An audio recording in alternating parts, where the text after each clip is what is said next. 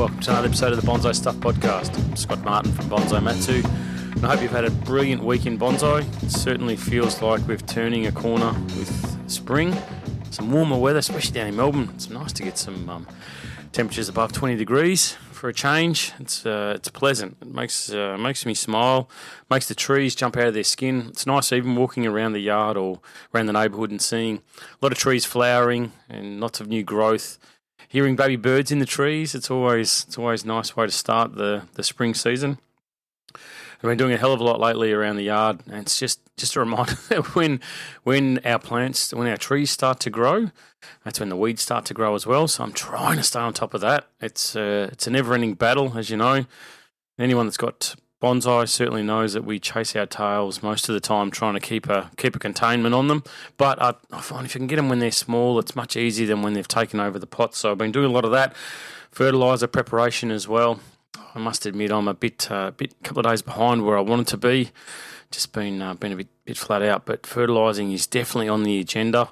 That's something that I need to get onto, especially the trees that need some major work later in the year, like my pines with decandling. I need to make sure I boost up their strength. I'm also going through the yard looking at frost protection removal. Now that may not be applicable for everybody, but when I start seeing the nighttime temperatures starting to creep up a little bit, especially towards the double digit, it's like, okay, well that sort of thing can now roll away, and I won't have to worry about that until we get into the heat of summer again, which is very pleasant, very nice to see. And so that sounds funny, seeing that we're just sort of at the very start of the spring season. But one thing that I've been working a lot on lately around the yard is my watering system. Don't worry, it's not going to be a whole episode on that, but I've been looking at the components in the watering system and how they've deteriorated. A lot of the drippers, stuff, it just is not built to last, and it never will. Being plastic, it just will not last forever. So I try and make sure that I'm one step ahead of any destruction that happens when I'm not around watering my trees and it's 45 degrees. So spending time and effort and some money now on dripper system helps me sleep a lot easier at night. And there's hundreds of these things that I've had to cut off and replace in a day session the other day. But it's worth it because the new system, the new sprinkler heads, new dripper system that I've put in all seem to work really well, and I don't have to worry about it. So watch for fatigue when it comes to your watering system. It's not a set and forget. It seems to be every single year there's something that needs to be done with the system, but it's important. Our trees are important, and I find that doing that work now on the watering system makes such a big difference, and it makes my life so much easier in the coming months, especially in with what the forecast is for a hot, dry, long summer. Whether they're right or not, let's just see. But if that's the case, then I've got to be one step ahead of the game. And replacing sprinkler heads now is allowing me to do that, to be one step ahead. Anyway, the podcast, let's get back to that. Rather than talking about what I've been doing around the yard, I want to talk now, or start talking over the next couple of episodes of the podcast, about deciduous development. Deciduous bonsai are one of my favourite. They're one of the most spectacular, especially when it comes to that winter silhouette. I'm not. I like them in there. I like them in their spring boots and summer. When they're full of foliage, that's nice. You got a nice trunk and you see some nice foliage. That's cool. But for me, and I love. That goes without saying. I love the autumn show that we get. That colour of the leaves is brilliant, and that's often my choice of pot will be based, and colour of the pot that I use on my deciduous will be based on that autumn show that reflects or makes that colour stand out and really pop. I love it. But for me, it's all about the winter silhouette. And the winter silhouette shows all imperfections, but it also shows the hard work that you've done on the trees. So to get to that point where you can look at them and go, well, that's fantastic, they take a hell of a lot of work. So I want to just start picking apart the different components and different things that go through my thought process when I'm developing each and every single deciduous bonsai that I have in my collection. So let's have a chat about it, eh?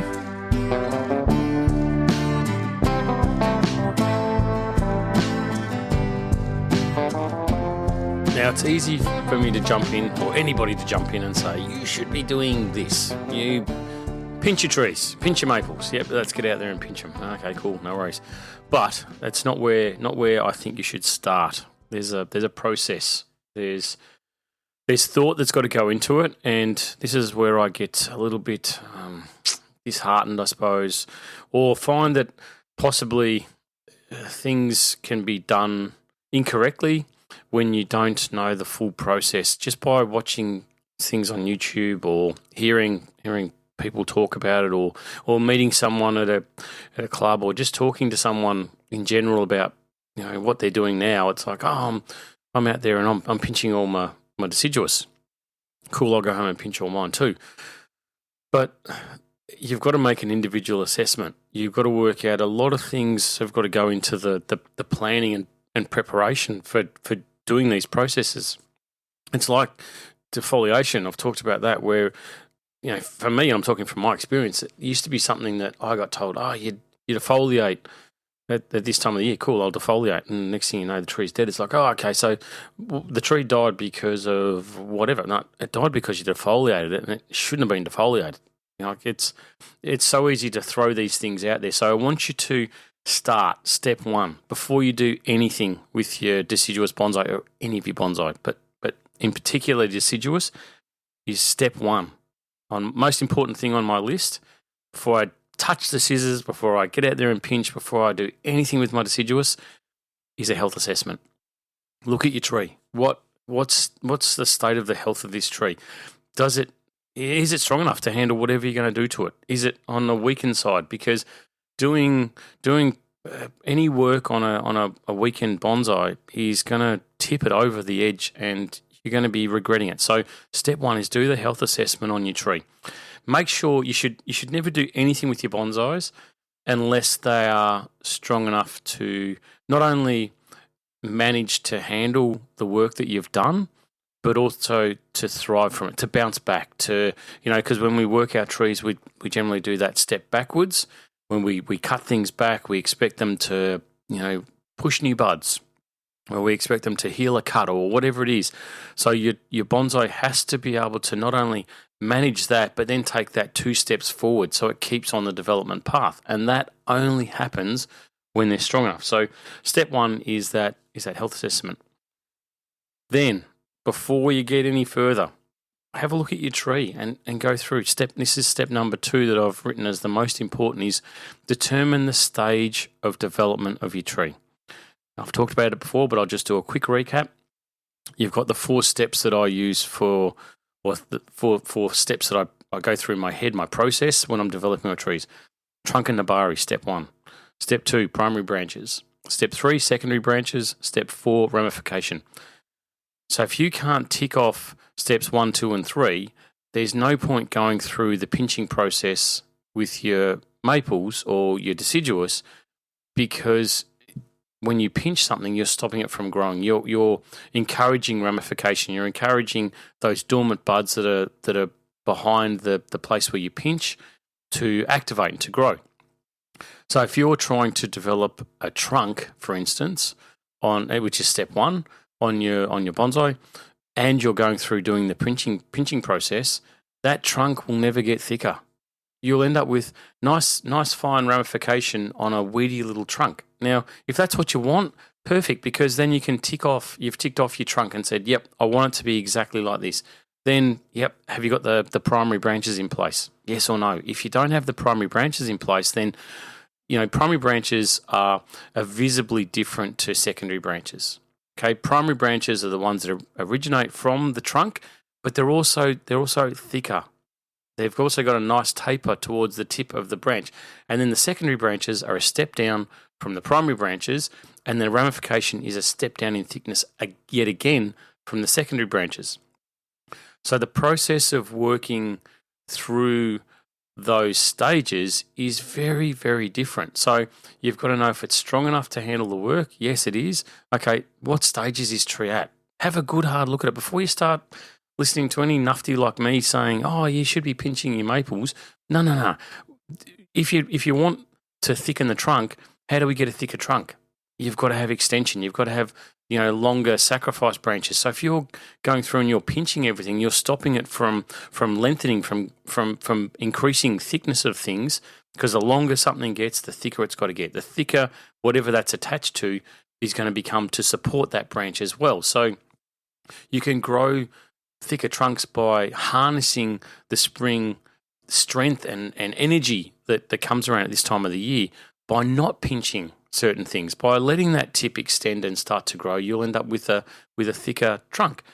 So, and then flip the coin, right? So when we get to the other end, the ramification, if you can tick off trunk, primary, secondary branches, and you are just working on ramification, but then you don't stop all that growth from extending, like if you're letting things extend out and then cut it back, then you're going to get thicker, coarser branches. So therefore, you're not going to achieve your goal of a fine, ramified, deciduous tree by allowing that extension to happen. So therefore, you need to be pinching the trees. You need to be out there managing it all the way along. And it leads me into step number 3.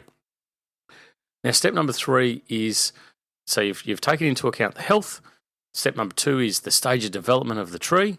So you've gathered your facts, right? You know where your tree's sitting at this point in time. Step number 3, before you even touch your tools, before you even touch the tree, is the plan. What are you trying to achieve? All right. So if you say, okay, I'm somewhere between stage 2 and stage 3, I've got most of my primaries, I've got a few more to work on, or maybe the lower primaries need to be thickened up a little bit, and I'm starting to develop my secondaries, but I'm not quite at the ramification stage yet. Or it might be that, okay, the apex, I'm sort of happy where the apex is at, so I want to start ramifying the apex, but I've just got some secondary branches up higher that need to be developed because they've only really got the primary. So I've got secondaries in sort of the second zone of the tree, and down lower, the primary branches probably need to be a little bit thicker to stand out, to be a bit more significant, because they're the oldest branches on the tree, and at the moment they're a little bit thinner than maybe some of the midway branches up the tree. So you want to thicken lower branches, you want to develop secondary branches near the apex, but you want to start ramifying the apex. That's a plan.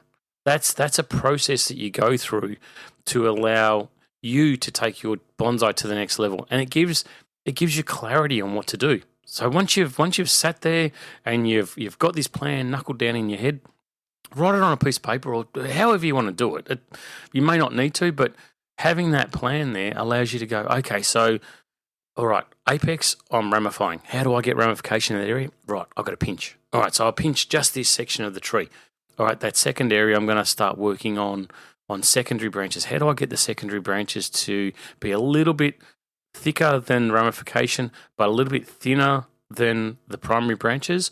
All right, so I'm going to let them grow out to 4 or 5 leaves, whatever it's going to be, or maybe 3 pairs of leaves. That's enough. All right, so when they get to that point, then I'm going to cut them back. Cool. Don't pinch that area. All right, so the lower branches that I want to thicken, how do I get those thicker? All right, so I'm going to run the tips of those, or pick a point 2/3 the way along that branch, or a third, whatever it is, where you want the thickening to happen from there back towards the trunk, and allow a sacrifice to run off. Allow something that's going to push out and grow for the entirety of spring to give you really good thickness. Well, what does that mean? How many pairs of leaves? Doesn't matter. It's going to be a metre. It could be a metre and a half of growth, whatever, depending on the size of the tree. But then all of a sudden you've got clarity with your plan on what to do. When you work on your deciduous bonsai at this point in the year, they don't need to be perfect. You don't need to have them on the bench once you've finished doing your work going, oh, that looks amazing, because it's not the plan. The plan is for perfection in winter. All right, that's a massive change in mindset for working on your trees, because normally you get them, you wire them, you style them, and you go, oh, there's a great photo, that looks awesome, cool.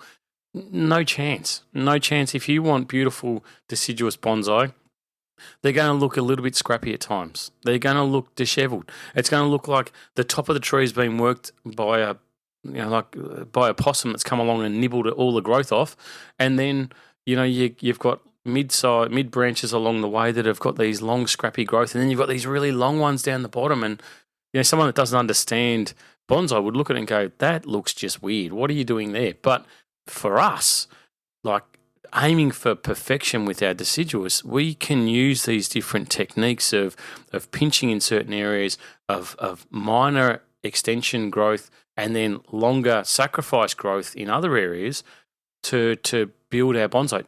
If you're building the taper on your primary branches in the lowest section of the tree, the lowest, let's say 2 or 3 branches, whatever it is, then you're still going to need to be ensuring that if you can tick off the secondary branches there, well then, and then you're starting to work on the ramification on those lower branches, that it might be that you are pinching some of that lower growth there as well, because you don't want to let everything grow on those lower branches, because your plan is to thicken the primary branches, and that's it. It's not to thicken the secondary branches and destroy all the ramifications. So you might find that top section of the tree is pinched, second's going to grow out to 3 pairs, 4 pairs, whatever it is, and then the lower section you run a few, maybe 2 or 3 sacrifices, or 1 to 2, 3 sacrifice branches per lower branch that you want to thicken, and the rest of it is pinched.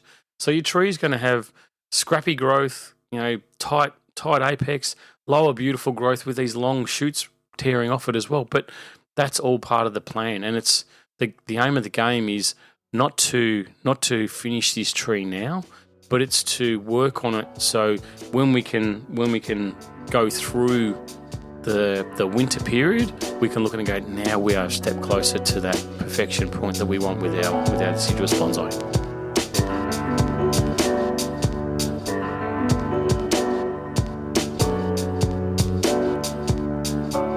Okay, so let's just cover off again on the process, the different techniques that we can use on our deciduous bonsai that we're developing, the plan, the process. So let's just talk about pinching and explain what that is. Now, pinching is you're aiming to take the tip of the new growth out almost as soon as it appears. So the aim, or the thought process with this is we're trying to keep our internode length as short as possible. The internode is the distance between where that new shoot has grown and where the next lot of buds will appear and start to grow. So with some species, internode length is set, and I'm going to talk a little bit more about species-specific info a little bit later on. But the aim of the game with pinching is, as soon as let's say it's a maple, all right? So they come out in pairs of leaves. So a little bud opens, you see these little tuft of tiny little leaves. Then those leaves come out and they start to fold out sideways. They grow out left and right, or up and down, whichever way they want to grow, but let's say they grow left and right, and then the centre shoot continues to push out. Now, as that centre shoot starts to appear, another set of leaves, tiny little leaves, will start to appear at that point.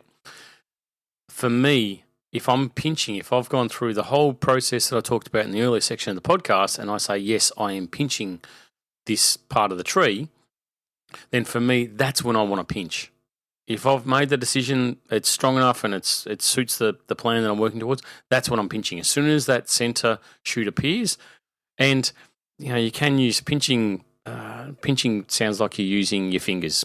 You can, but I'm not that delicate with my fingers, so I end up doing more damage than good. So these days, I would get a really sharp needle-tipped pair of tweezers that you can pick up at sort of anywhere for in the beauty section of anywhere, but just get some really sharp tip tweezers, and I use those just to pinch them, because what it does, it's so soft, that new growth, that you can actually terminate it really quickly. And I don't use scissors, because the process of opening and closing scissors and the tip maybe not quite as fine as what you like. You definitely could, but I find it's a little less efficient for me. And it's the sort of thing that you don't say, okay, look, it's Saturday, I'm going to get the tree and I'm going to pinch it. You can, but I tend to do it every day. As I walk around with my coffee in the morning, or get home from being out for the day, walk around and go, oh, that's grown, snip, snip, snip, snip, snip. Walk around the tree from deciduous to deciduous, and if I'm decided I'm pinching, then I can do it very, very quickly, because the tweezer sort of with that spring open and close really, really fast. So it's not a major job for me.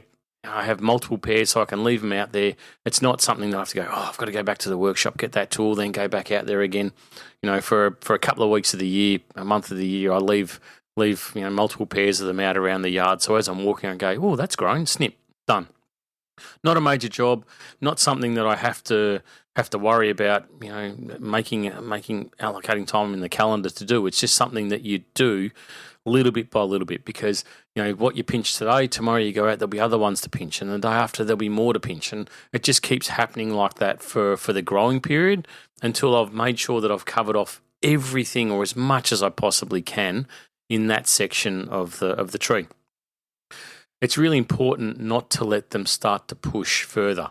You don't want, when you're pinching, if you decided you're pinching, you don't want to have it where you've let the second or third pair of leaves start to open, because then that internode length that I was talking about suddenly starts to extend out. And look, I'll make it super crystal clear that pinching doesn't always stop that internode from extending. It helps, but it's not always the case. There's been maples that I've pinched and gone, I've got that nice and early, and the internode, the first pair of leaves is only sticking out, a couple of mil. So it shouldn't get much longer. And then it comes to a prune later in pre-summer or autumn or something like that for that tree. And I look and I go, that internode length is, maybe 6-7 centimeters now. Like, there's no way that I let that get that long before I pinched. So it doesn't always stop internodes from extending, but it's certainly the best choice that we've got at this point. So your pinching is number one. Number two is the grow cut method. I use this with my natives. I use it with a lot of trees, to be honest. And I'm going to talk about post repotting somewhere down the track with your deciduous, because how you handle them post repotting can be a little bit different as well for a lot of things, with fertilizing and with managing growth and all that sort of stuff. So I'm not going to muddy the water at the moment. We're just going to assume that the tree's healthy enough, it's strong enough, and it can go through the process.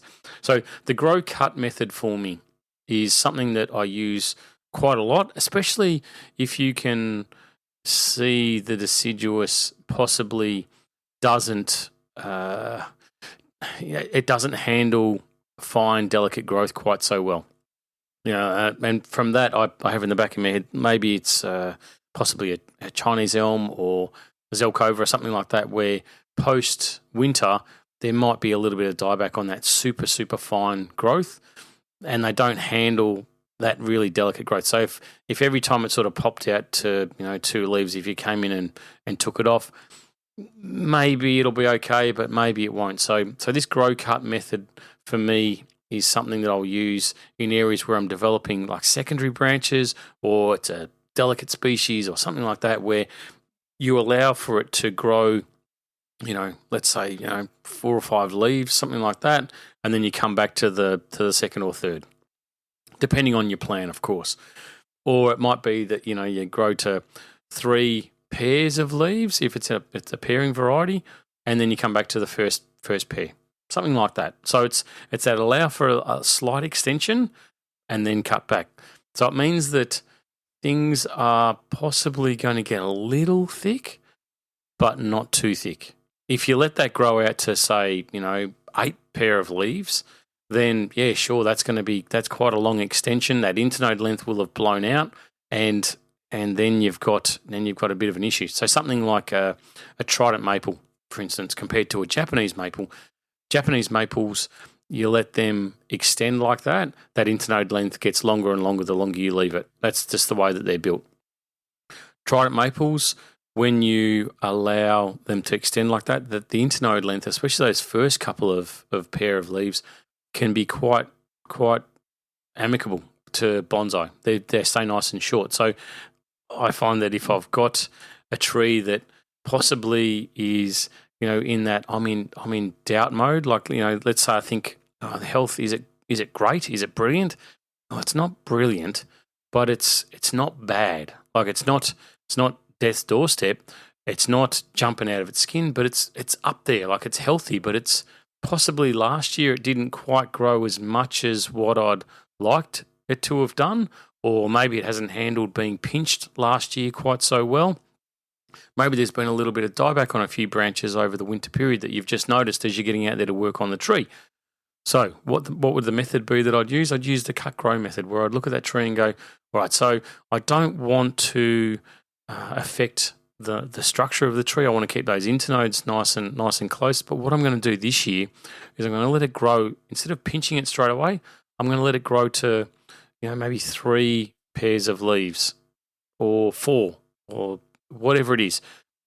I'm going to let it grow out, and then I'm going to come in and cut that tree back to that first pair. So that's my plan. That's what I'm going to be doing for this tree to build it. Why would I let it grow out and then cut back? Because what happens above happens below. So your root system, if you're constantly pinching the trees, then that root system only grows minimally because it doesn't have much foliage to support. There's no need for it to go, well, I've got all this foliage I've got to support now, so I'm going to push all this new growth. So I use the grow cut method to allow the root system to grow in comparison to that foliage extension that I've allowed, 3, 4 pairs, whatever it is. Then when I cut that foliage back at some point, let's say it's in a month's time or 5 weeks or whatever it is that I decide that's the time I'm going to work on that tree and cut it back, then that root system's been allowed to grow freely for that period, which will mean that when I get towards the summer period, to the warmer weather, when I need to make sure that I've got the root system to allow water to travel through the tree system through transpiration, that I've got it. The tree's not going to take a setback because its root system isn't strong enough to handle it. So I can use the grow cut method to boost the strength of my trees overall as well. So you've got pinching on one hand, which is the termination immediately. You've got grow cut, which is that slight extension of allowing things to come out, but being very mindful that if you are at stage 4, that ramification stage I talked about, then allowing everything to extend out like that is going to mean that things thicken up. But go back to number 1. Most important thing is the health assessment of the tree. So if it means sacrificing part of your fine, delicate structure on a highly ramified tree to improve the strength of the tree, then stuff it. I'd do it in a heartbeat. Absolutely, that would be my only focus on how I would handle that tree. I would go, I'll deal with removing thick growth later on, because if I keep focusing on the ramification, the tiny fine growth, and the tree's dead, what's the point? Or the tree gets weaker next year and I start losing half the branches that I've got on this tree, what's the point? So on the pyramid of importance, number 1, the top of the pyramid is the health assessment of the tree. That's the only thing that should be thought about above anything else, as far as I'm concerned. So they've got the grow cut method, and the last one, well, not the last one, but the next one in the sequence is the sacrifice branching, which I talked about earlier with the primary branches to allow things to thicken. But these sacrifice branches, which is, just to break it down, it's where you let a bud or a branch continue to grow, to extend as far as it possibly can. I love the fact that these sacrifice branches can really help improve overall the strength of your tree. They can run for years, right? But I'm not talking about that in this case.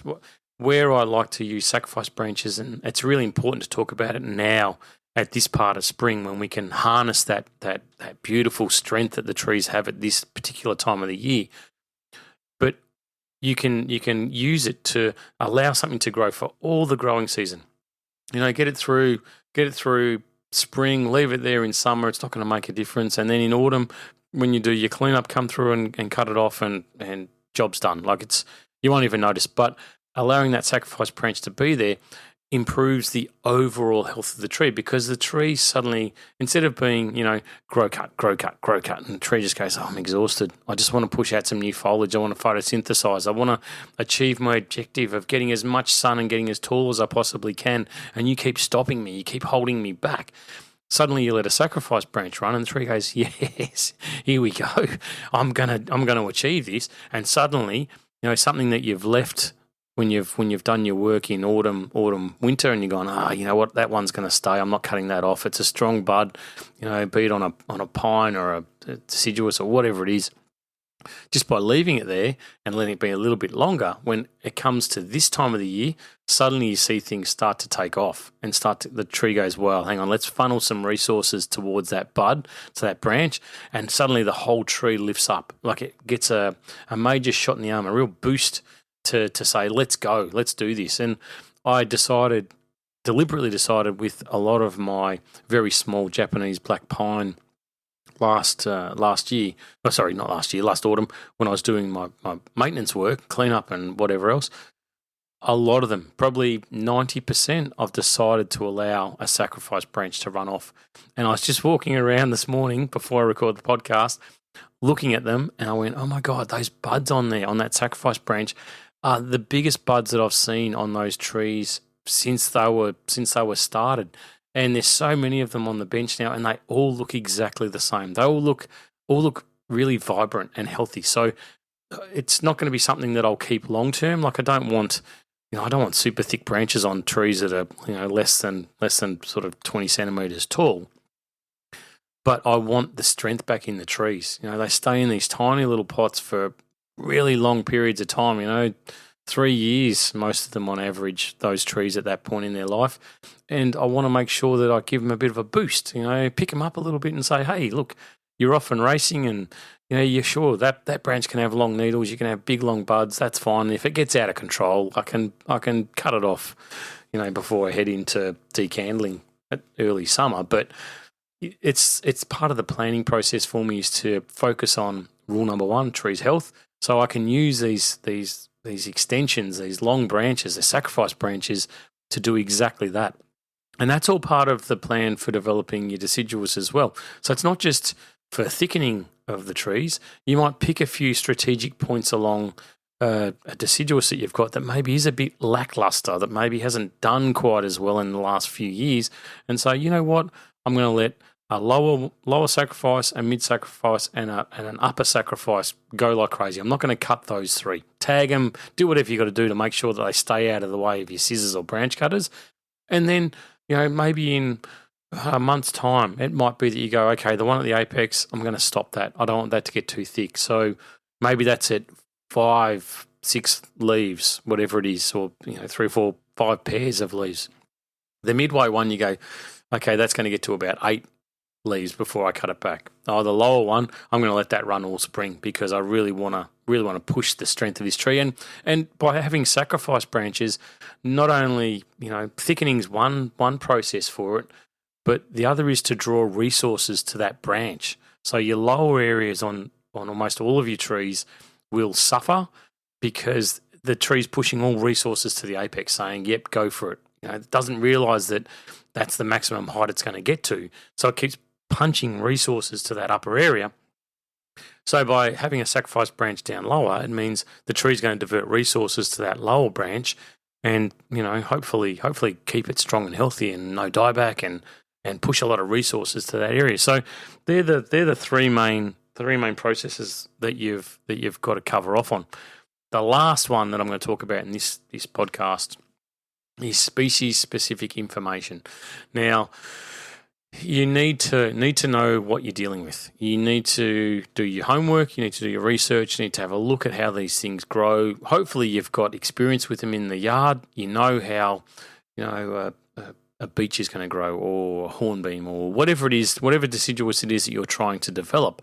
Because applying techniques, to trees that maybe can't handle it, that don't just do something because you've read it, or don't just do something because you've heard it. You need to do your study. Look at the trees. Get on the internet and have a look, and look at Wikipedia and study them, and seek out information from people, and then go through this process yourself on the process for it. Like for instance, beech. It was always told, as soon as they open, you start pinching out the new growth. As soon as they open up, and that's true to an extent. But I had had a beech with very small branches that had no significance on them whatsoever. The thing stayed as thick as my little finger, and it never developed because I was going through this process of pinching all this new growth. Because that's what I got told. No, you've got a beech. As soon as they open up their buds, you take them out. It's like, yeah, okay, but that's not true. That's not the way it works. It's this planning process. It's how do you want to develop your tree? Before you go and apply these techniques that we can all use, that anyone can walk in and say, yep, pinch that. Yeah, cool. But why? That's the most important part. Why are you pinching that? What are you trying to achieve? What do you want your bonsai to become like? How are you going to get there? It's not just, you don't just look at it for 30 years and suddenly go, well, that's a magnificent bonsai. It's like, it's 30 years of hard work and dedication and process and planning to make sure that you get there. So anyway, that's enough for this episode of the podcast. The next one that I want to talk about is going to talk about things like fertilizing strategy, because that's super important, especially at this time of the year, talking about wiring, major cuts, when to make them with your deciduous, that sort of thing, repotting frequency. So there's still a lot more when it comes to making brilliant deciduous bonsai. And I'll just give you the heads up now, it's a never-ending task. I don't think you can ever say that you're there. Well, I don't think I will ever say in my entire lifetime, no matter how much work I put into my deciduous and how beautiful they look, and I do love them along the way, but I don't think I'd ever look at one and say that's fully done. Quick story before I wrap it up, but when I went to Japan and I walked around the yard, very first time I went there to IGN, I walked around and I looked at the deciduous and I was like, oh my God, jaws on the floor, taking as many photos as I possibly can. Oh my God, that's brilliant, that's brilliant, it's brilliant. And so I sort of had this filter over my eyes that I was amazed. I was in shock and awe, and I was like, oh my God, that's perfection, absolute perfection. Go back a little while later on, I look at the trees and go, yeah, that actually, I can see what they're doing with that. I can see why they're developing that branch. Like it's not thick enough, so they've got this sacrifice. Whereas I look back at my photos from the first trip and I looked at the same tree and I'd go, yeah, I can see how undeveloped that was. And I can see how they've got the trunk and the bara. Yeah, sure, they've got the primary branches that they're still working on, but they're at that secondary branching stage. Like they haven't got to the ramification stage. So you can be in shock and awe for a period, but all of a sudden that veil's got to lift and you've got to look at them and say, okay, what stage are they at? Like how do you keep developing this thing? And if you are at that last stage, that ramification stage, when does that finish? I remember looking at Japanese maple over there, thinking incredible. And then I go back years later and look at the same tree and go, even more incredible. And I go back later on and go, my God, this thing just keeps getting better. And I look back, scroll through the old photos and find the tree and go, it was brilliant back at day one. Like I would have said, yeah, best in show. That's amazing. But I look at it now and think, my God, it's got so much better. Like with all those years of dedicated work, it's become a more amazing bonsai. So that was for me something that I look at and think, this is never done. And it's brilliant. I love it. I don't take that as a negative. I think that working on that perfection point with deciduous bonsais is the ultimate, like the absolute ultimate. Work with a pine, within 5 years you've got a masterpiece, not a masterpiece, but you've got a beautiful bonsai, right? With things done the right way, and all the asterisks attached to that and whatever, the provisos. But with a deciduous, deciduous cannot lie. That winter silhouette shows absolutely everything. So there's a lot to it. I'll keep nutting it down as far as what I do, and hopefully it can give you a bit of an insight as to what to do with your trees. But so some homework for you if you are planning on developing your bonsai, your deciduous, between now and next podcast, maybe go through the steps, the stages, and make some notes for yourself. Get things ready to go. If pinching, may need to start happening about now, may not.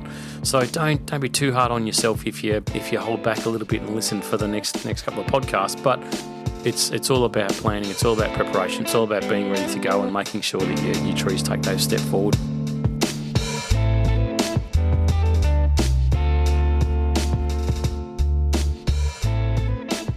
Well, thank you, folks. Thanks for listening. Thanks for the support. I dearly, dearly love you all, especially the supporters of the podcast that keep this thing like a big rolling truck moving from week to week. Anyway, deciduous, start of spring. It is a really important time. Deciduous are an amazing, amazing variety that I think everyone should have. Like we should all have conifers. We should all have natives. we should have everything in our collection, because it's different things at different times of the year. And you know my thoughts on it. Whatever shows, like, you know, if you've got prunus in your collection at this time of the year, oh, how good are they? Seriously, those flowers, those beautiful, delicate flowers that they've got, you know, they certainly shine. But then, you know, in a few weeks' time, when it starts to disappear and it's just foliage again, it's like, they're okay. But I will take them when they're flowering as a primary importance of trees to have in my collection. Anyway, hope you enjoyed it. Hope you're loving your bonsai at this time of the year. Make sure that you are watching that watering. That's the main thing at this time of the year that seems to be catching a few people out. And don't let it go too long between watering. It might feel like it's maybe a bit chilly, but those daylight hours are definitely getting longer, and trees are certainly starting to push. So just make sure that you give them the love that they deserve. Anyway, give them a cuddle for me, and until next time, as always, I love you, Deciduous Bonsai, but happy bonsai.